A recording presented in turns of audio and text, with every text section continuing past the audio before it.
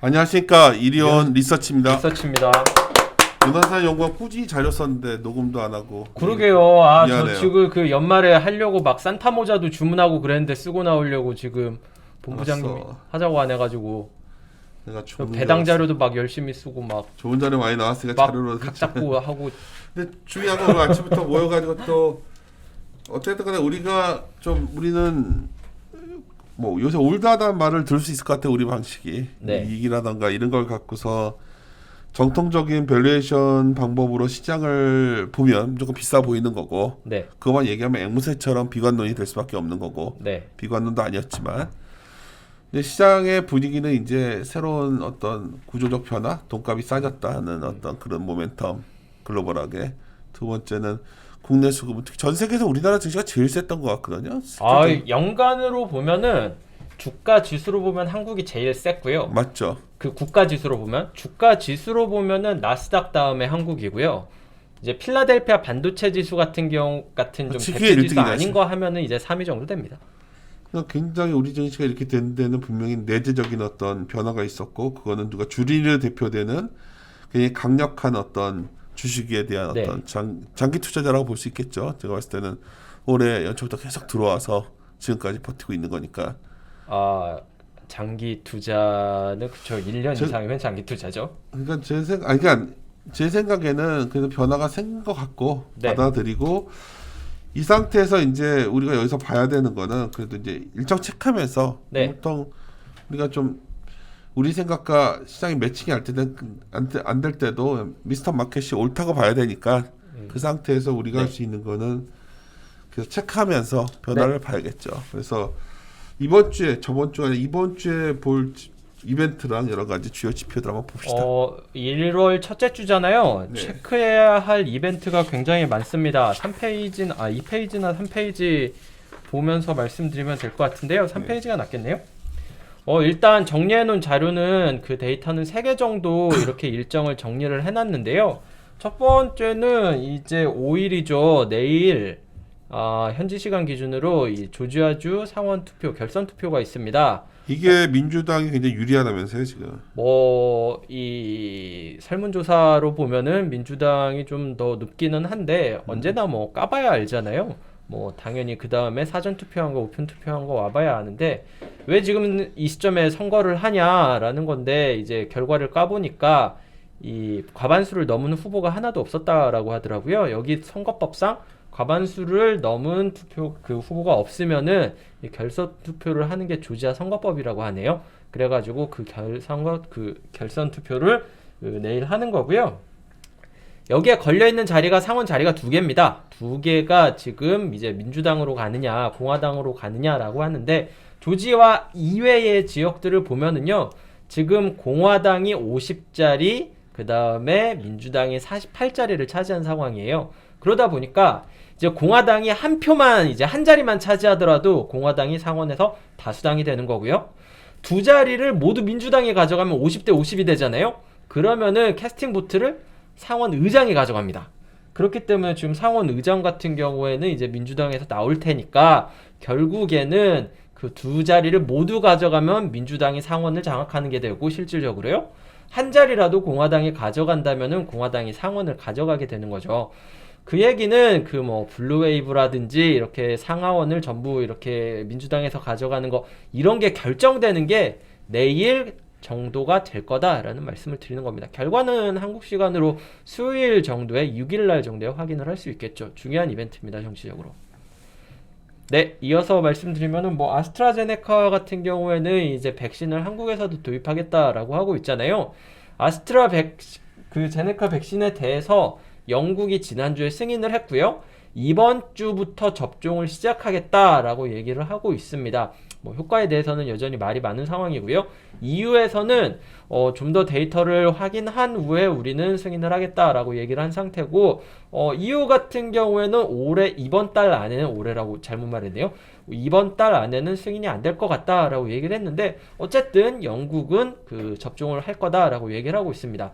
미국에서 이 접종을 그 코로나19 백신을 접종을 시작했는데 생각만큼 접종이 빨리 안 되고 있어요. 얘기를 들어보니까 생각보다 이 냉장하고 이렇게 보관하는 것도 인프라도 안 돼 있고 인력도 여전히 모자란 상황이었다라고 얘기를 하는데 이 아스트라제네카 백신 같은 경우에는 그런 점에서는 굉장히 냉장이라든지 이런 유통이라든지 훨씬 쉽다라고 하더라고요. 영국 같은 경우가 생각보다 백신 접종자 수가 빠르게 올라갈 가능성도 있는 상황이다. 이거 좀 체크하실 필요가 있을 것 같아요. 한국 입장에서는 이 아스트라제네카 백신이 제일 먼저 들어올 가능성이 있잖아요. 진짜 괜찮은지 좀 미리 볼 수 있다는 점에서 좀 괜찮지 않을까라고 생각을 하면은 영국 사람 입장에서는 기분 나쁘겠네요. 네, 제가 매실수한 것 같네요. 어쨌든 그 다음 일정 말씀을 드리면은 경제 지표가 이번 주에 계속해서 많이 발표됩니다. 첫째 주에는 미국에서 ISM 제조업 지수랑 고용 지표가 발표가 되는데 이번 주에 둘 다 나와요. ISM 제조업 지수 같은 경우에는 지난달 대비 약간 둔화될 걸로 추정치가 잡혀 있는데 저 같은 경우에는 항상 전달 마지막 거래일에 발표되는 시카고 PMI가 어떻게 나오는지를 항상 좀 봐요. 시카고 PMI가 예상보다 조금 잘 나와가지고 ISM 제조업 지수 예상보다 잘 나올 수도 있다 이렇게 보고 있고요. 고용지표 역시 주간 신규 실업수당 청구 건수가 생각보다 괜찮게 나오고 있거든요. 그거 생각하면은 고용지표도 좀 개선될 수도 있지 않을까. 지난달에 비해서 굉장히 안 좋아지는 걸로 좀 추정치가 잡혀 있거든요. 개선될 왜 가능성도. 그렇죠? 다들 고용을 취업을 포기하고 이런 사람들이 늘어난 걸로 알고 있는데. 미국 같은 경우에는 겨울이니까 뭐 계절적인 요인도 있고 확진자 수가 굉장히 빠르게 올라갔었잖아요. 그런 것 때문에 고용지표가 깨지는 걸로 추정치가 잡혀 있는 상황입니다. 여기까지가 제가 정리한 데이터들이고 여기 안 들어가 있지만 제일 중요한 행사가 삼성전자 실적. 그렇죠. 삼성전자 실적이 목요일날 발표가 될 텐데 일단 분기로만 본다면은 그 4분기 같은 경우에는 3분기보다는 안 좋아지고 1분기에는 조금 뭐 약간 개선됐던 걸로 제가 데이터를 봤었던 것 같은데 어쨌든 QOQ로는 조금 안 좋아지는 데이터가 나와 있기는 하는데요. 최근에 추정치가 조금 낮아지고 있습니다. 뭐 물론 연말이라서 뭐 실적 추정치가 많이 나오지는 않았는데 실적 발표 일주일 앞두고 조금 추정치가 하향 조정되고 있어가지고 걱정되고는 있으나 그것보다는 이제 바닥 통과에 대한 기대감 때문에 뭐 실적 예상보다 조금 덜 나온다고 해가지고 충격을 받을 것 같지는 않다 이렇게 보고 있습니다. 여기에 하나 더 수급적으로 예전에 코멘트를 했었던 게 이번 주에 나오는 게 이 미국에서 이 국가 보안을 근거로 중국 몇 개의 기업을 이제 거래를 하지 않겠다라고 11월 달에 발표를 했잖아요. 그러면서 12월 달에 MSCI에서 중국 기업들을 제외를 하겠다라고 발표를 했었습니다. 그 삭제할 종목들의 지난주 그러니까 12월 30날 MSCI에서 발표를 했고요. 그 변화가 1월 6일 종가에 이루어질 예정입니다. 제 날짜 잘못 말씀드렸네요. 1월 5일 종가에 나올 예정입니다. 결국에는 1월 5일 날 중국 주식이 MSCI 이머징 지수 글로벌 지수에서 제외되고 기계적으로 한국 비중은 조금 올라갑니다. 그렇기 때문에 이 패시브 자금이 들어오는데 언제 들어오느냐? 1월 5일 내일 종가에 들어와야 됩니다. 좀 기계적으로 금액이 그렇게 크지는 않아요. 어쨌든 그래도 금액이 외국인이 내일은 사야 된다 종가에 이 정도는 체크하실 필요가 있을 것 같아요. 일정은 다 말씀드렸습니다. 뭐 일정이 다 몰려 있고 1월 첫째 주부터 참 이벤트가 많은 주예요. 많죠. 당연히 연초에는 많죠. 월초에도 많은데 연초에 얼마나 많겠습니까? 차트들 보다 보면 참 차트 이런 경제 데이터나 어닝 데이터 보면은 부담스러운데 항상 뭐 이것만 갖고서는 시장이 이걸 넘어서서 어떤 변화가 있는 상황이기 때문에 이걸 요즘 잘 안 보지만 그래도 한번 체크 좀 해봅시다. 저는 체크해보면은 요새 느끼는 거는 시장에 대해서 막 안 좋게 얘기할 만큼 막 나온 거는 아닌데 생각했던 것보다 너무 빨리 반영을 해가지고 그러니까. 지금 입장에서 강하게 주식을 매수하셔라 라는 말씀을 드리기 어려운 상황이었거든요. 결론적으로 보면은 그것보다 더 좋았죠 주가가. 그러니까 조금 어떻게 보면 시장의 환호를 제가 예상을 그것까지는 좀 파악을 못했던 게 뭐 실패라면 실패라고 할 수 있죠. 어쨌든 지금은 시장 분위기가 좋으니까 여전히 펀더멘털보다 주가는 좋기는 하지만 과연 이 속도가 맞을까? 이거에 대해서는 좀 더 고려해 볼 만한 그거는 좀 변수가 많을 것 우리가 같습니다. 표하스 뷰를 어떻게든 간에 우리가 생각했던 걸 넘어섰기 때문에 네. 수정하면서 얘기했으면 좋겠는데 여하튼 미국의 상품 수지가 사상 최대 적자 아니에요? 적자입니다. 그러니까 이게 날린 거죠. 이게 참 트럼프 대통령의 마무리가 굉장히 안 좋았었던 게 상품 수지 쪽에서 이렇게 뭐 적자폭을 줄이고 하려고 이렇게 관세도 매기고 여러 가지 행동을 했잖아요. 근데 상품 수지 적자가 더 커지고 있는 거예요. 그러면서 사상 최대까지 올라갔는데 뭐 여기에는 여러 가지 요인이 있겠죠. 수출은 안 됐는데 생각보다 소비는 좋으니까 미국으로의 수입이 올라오면서 상품 수지가 적자가 됐는데 과연 지금까지 이제 트럼프 행정부 같은 경우에는 관세 전쟁을 계속해서 했었잖아요. 다음 정부에서 어떤 행동으로 나올지 이게 좀 볼만한 요인이지 되지 근데 않을까. 기본적으로 길게 본다면 이게 이제 미국의 쌍둥이 적자가 강화되는 거니까 어떻게 하는지 이거에 대해서 보완책을 마련해야 되잖아요. 그죠? 증세를 하든지 뭐 하든지 그런 흐름들 예고해 주는 거죠. 그리고 글로벌 이익 수정 비율도 이것도 상당히 의미 있는 데이터인데 네. 잠깐 이거 의미 좀 설명을 해주죠. 수정 비율이 네, 뭔지. 이익 수정 비율이라는 게 뭐냐면은요. 그러니까 추정치를 올린 애널리스트의 숫자랑 내린 애널리스트의 숫자랑 올린 비율이랑 내린 비율이랑 이거를 이용해서 계산을 해요. 이게 플러스 쪽에 있으면은 이익 전망치를 올린 애널리스트의 숫자가 많다는 거고요. 아래쪽에 있으면은 내린 애널리스트의 숫자가 많다는 소린데 이게 그 뭐 2017년 이후에 가장 높은 수준까지 와 있다라는 점에서 지금 애널리스트들은 추정치를 굉장히 올리고 있는 상황이다. 이렇게 보시면 된다라는 거죠. 올리고 있는 속도가 굉장히 강하다라는 점에서 의미가 있는 거고요. 어떻게 보면은 이거는 사실 선행성을 가지지는 않습니다. 동행하는 지표기는 하지만 시장이 강하니까 애널리스트들도 좀 추정치를 올리고 있다. 이 정도로 보시는 게 맞아요.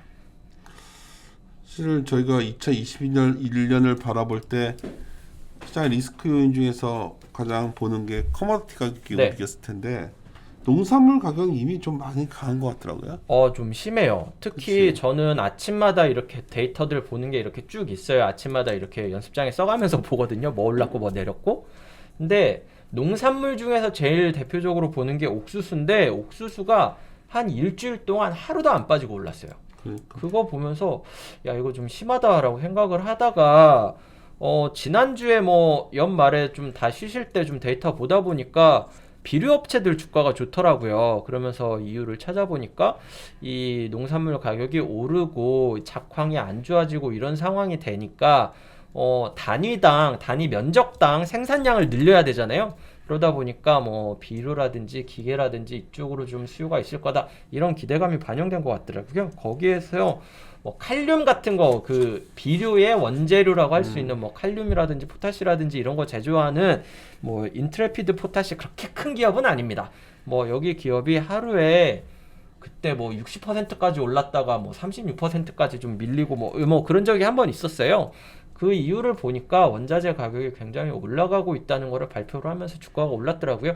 결국 농산물 가격도 오르고 농산물 가격이 오르면서 관련 업체들도 오르는데 왜 오르느냐라고 보면은 제일 큰 거는 이 경기가 좀 바닥 통과하는 것도 있지만 작황 쪽이 좀 문제가 되는 것 같아요. 한국도 춥잖아요. 이 미국 쪽에서도 이상 기후로 좀 춥고 이런 현상이 나타나고 있고 남미 지역에서는 이제 내년도 아니죠. 올해 3월 달에 굉장히 건조한 날씨가 되면서 농작물에 그렇게 좋지는 않을 거다. 이런 전망이 나왔다라고 하더라고요. 뭐 전 세계적으로 기상이 좀 이상하면서 좀 같이 나타나는 현상이고 추가적으로 달러가 생각보다 약했어요. 지난달에. 그것도 농산물 가격 올라가는 거에 영향을 미치지 않았나라고 생각하고 있습니다. 이걸 과연 업데이트를 우리가 참 중시해서 하고 있는데 요즘은 이게 업데이트 해도 이게 무슨 의미가 있는지 고민스러운 게 이익 추정치 변화인데 네. 사실 이익 추정치 좀 꺾였잖아요. 지난주에 꺾였죠. 뭐 아무도 관심 없을 것 같은데. 이익 추정치가 뭐 8페이지에 나와 있는데요. 2주 동안 올라가고 지난주에 꺾였는데 뭐 지난주 같은 경우에는 일단 전체 전자가 꺾은 숫자에는 큰 의미는 없다라고 생각을 하는 게 애널리스트들이 보고서를 워낙 안 썼어요. 저희 하우스도 지난주는 뭐 보고서 많이 안 나왔잖아요. 그런데 약간 신경 쓰이는 거는 삼성전자가 실적이 하향 조정됐다는 거죠. 다른 업종은 그렇다 치더라도 삼성전자 같은 경우에는 이번 주에 실적 발표하잖아요. 그러니까 좀 지난주에 리비전이 이루어졌어야 되는데 지난주 이익 추정치 하향 조정을 가장 끌고 왔던 게 뭐냐라고 하면 삼성전자라는 거죠. 주가 같은 경우에는 삼성전자가 거의 뭐 지난주 달 12월 달 코스피를 끌고 올라왔는데 실적 같은 경우가 조금 어닝 앞두고 하향 조정된 게 좀 마음에 걸리는데 뭐 물론 4분기 실적은 당연히 뭐 계절적으로 어디든 안 좋고 이제 그것보다는 이제 2021년의 실적 개선에 주목해야 된다라고 얘기를 하면은 뭐 그거는 납득이 되는 거긴 설명이긴 합니다. 어쨌든 그런 상황들을 종합해서 볼 때 이번 주 목요일에 발표되는 삼성전자 잠정 실적 같은 경우에는 굉장히 중요한 이벤트가 아닐까라고 판단을 하는 거죠. 결론적으로 말씀을 드리면은 뭐 위험 요소는 있으나 뭐 그렇게까지 충격을 줄 만한 요인은 아니지 않을까라고 판단을 하고 있습니다. 이제 뭐 시장의 분위기는 갈 때까지 달려볼 때까지는 어느 누구도 섣불리 시장을 부정적으로 얘기하기 만만치 않은 상황. 네. 그런데 이제 하나하나 뭐 오랫동안 저희와 함께 고민해 오신 분들은 알겠지만 이럴수록 뭐 저희가 생각하는 거는 기본기에 충실하게 봐야 된다 봐요. 그래서 이거저거 체크하고 오늘도 자주 만나서 우리 미팅하고 그랬었잖아요. 네. 그런데 이제 결론은 그래 구조적 힘으로 주가가 슈팅이 나오지만 슈팅이라는 표현을 쓰는 거지 그게 어쩌면 적절한 가치를 반영하고 있다고 보진 않거든. 이게 투자론 이런 거 배우면은 오버슈팅, 언더슈팅이라고 하잖아요. 어쨌든 이렇게 현재가 있고 페어밸류가 있으면은 여기에 이렇게 가는 게 그냥 적정한 규모라면은 언더슈팅은 이렇게 해서 도착하는 거고 오버슈팅은 이렇게 갔다가 이렇게 도착하는 거잖아요. 어쨌든 페어밸류는 여기라고 생각을 하지만 여기에서 이렇게 올라갔다가 어디까지 오는 거는 다시 돌아오는 거는 잘 모르는 거니까 지금은 뭐 시장에 대해서 이 버블을 즐겨라 이 정도밖에 할 말씀드릴게 어려운 많은 것 같아요. 분들이 왜 여의도에 있는 애널리스트들은 우리 시장이 PER 이렇게 싼데 왜 글로벌 대비해서 우리는 왜 이렇게 당신들은 왜 이렇게 이상하게 얘기하냐? 우리가 싼 거 아니냐? 근데 우리나라 PR이 싼 이유가 있죠. 뭐 몇 가지가 있죠. 뭐 대표적인 게 더블 카운팅 이슈도 더블 카운팅 이슈도 있고 이게 그 더블 카운팅 이슈라고 말씀드리면은 좀 어려운데 그냥 간단하게 얘기를 드리면은 전 세계적으로 최벌이라는 말을 한국에서 쓰잖아요. 영어로 고유 명사죠. CHA 비유에 이게 왜 그러냐면은 이게 전 세계 어느 주식시장에도 이렇게 그 기업이 있고 그 자회사가 또 상장돼 있고 그거에 또 자회사가 상장돼 있고 뭐 이렇게 지분관계가 있고 이런 식으로 상장돼 있는 기업들이 전체 시가총액에서 차지하는 비중이 한국만큼 높은 국가가 없어요. 그러다 보니까 이 기업의 이익에는 이 자회사의 이 지분법 들어오는 이익이 있고 이거를 코스피를 다 합치면은 이익 같은 경우에는 어떻게 보면은 그 회사의 이익과 이 회사의 지분법 이익과 이 자회사의 실적이 다시 합쳐지고 이런 걸로 더블 카운팅 이슈가 있습니다. PER을 구할 때 그러다 보니까 EPS가 약간 좀 과대 계상되고요.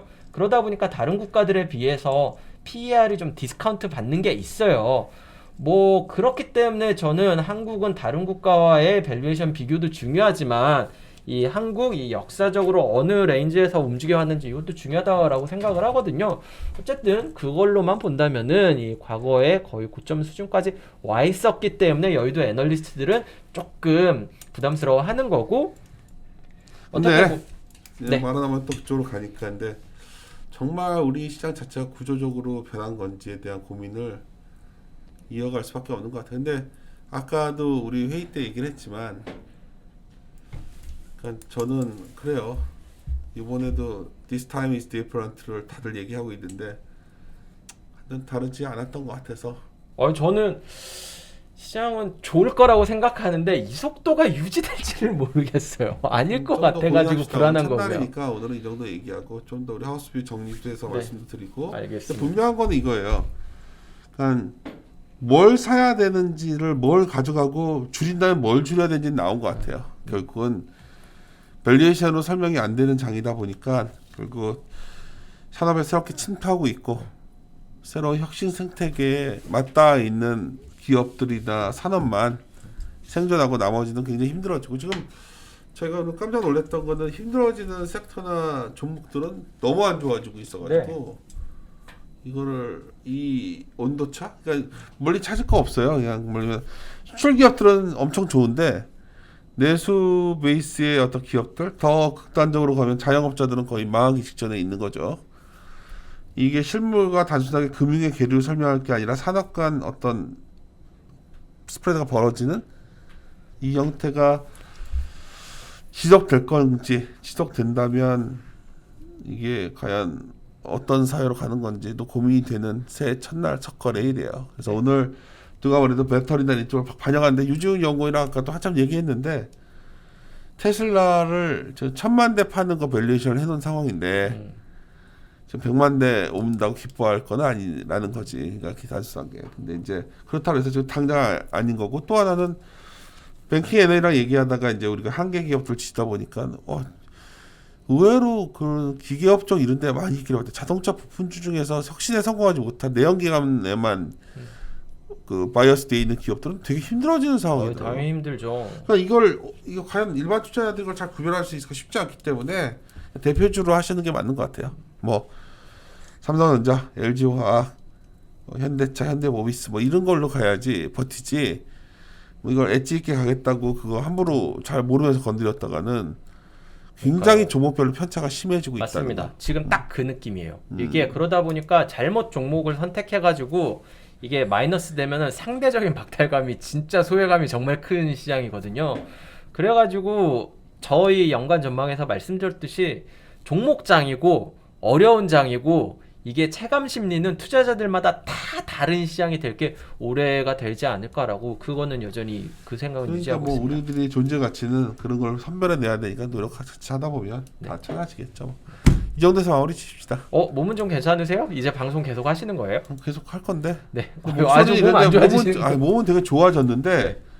이게 또 알러지성 비염이 또 며칠 전에 또 생겨가지고 거기다가 뭐 없으셨는데 그랬던 거예요? 하여튼 몸은 이상이 없는데 목소리가 이런 건 좀 양해 부탁드리고요. 네. 오늘부터 뭐 보고할 것도 많고 밀어놨던 뭐 작년 연말에 원래 하기로 했던 뭐 다른 유튜브나 이런 것들 하기로 했던 것도 다 이번 주 다음 주로 밀어놔가지고 지금 제가 지금 어떻게 해야 될지 모르겠는데 중요한 거는 흥미롭지 않아요 요즘 시장? 나는 흥미롭죠. 뭐 컨디션은 안 좋은 상황에서 그때 막 병원도 가고 그랬잖아요 제가 뭐 단기 입원도 하고 그랬었는데 그때 내가 책을 몇 권 갖고 들어가서 링겔 맞고 있으면서 원래 아프면 사람이 집중력이 생기잖아요. 네. 야, 그래서 내가 이제 어떤 분이랑 이제 책을 같이 하는 게 있었어. 이제 소위 정말 올드한 얘기인데 갑자기 길어지네. 당신과 얘기하다 보면 항상 길어져. 그래서 기술 혁신이 뭐냐? 정말 이걸 저도 파고들고 있는데 야, 이걸로 다 설명할 수는 없다. 제 결론은. 그러니까 주식시장이라는 게 항상 혁신이라는 걸 갖고 얘기했었지만 저는 일정 부분 현금을 뭐 레버리지를 너무 쓰는 거에 대해서는 여전히 좀 그렇지만 지수는 상당히 버블인 줄 뭔지 내가 어떻게 알겠어요. 근데 기술의 침투력으로만 놓고서 시장을 판단한 사례는 이번 외에도 또 있었더라고. 많은 경우에. 근데 옥석가리기가 진행된다는 점을 잊지 마셨으면 좋겠어요. 그래서 여기서는 프로의 영역으로 좀 들어가고 있는 거 아니냐. 좀 시장이. 저는 지금 읽어야 될 것 같다라는 생각이 들어서 케이스 실러 교수가 쓴 책 중에 버블 경제학이라는 책이 있거든요. 그거 다시 실러가 읽고 그 책 있어요. 썼어? 네. 나 모르 처음 듣는데. 아니 그 뭐야 이렇게 근데 너무 버블버블하지 서브프라임 마, 모기지가 왜 발생했는지 행동 경제학적으로 이렇게 쓴 건데 좀 이게 당연히 상황이 다르잖아요. 좀 행동 경제학적인 뭐 이런 내용도 지금은 좀 근데 봐야 될 시기인 것 같아요.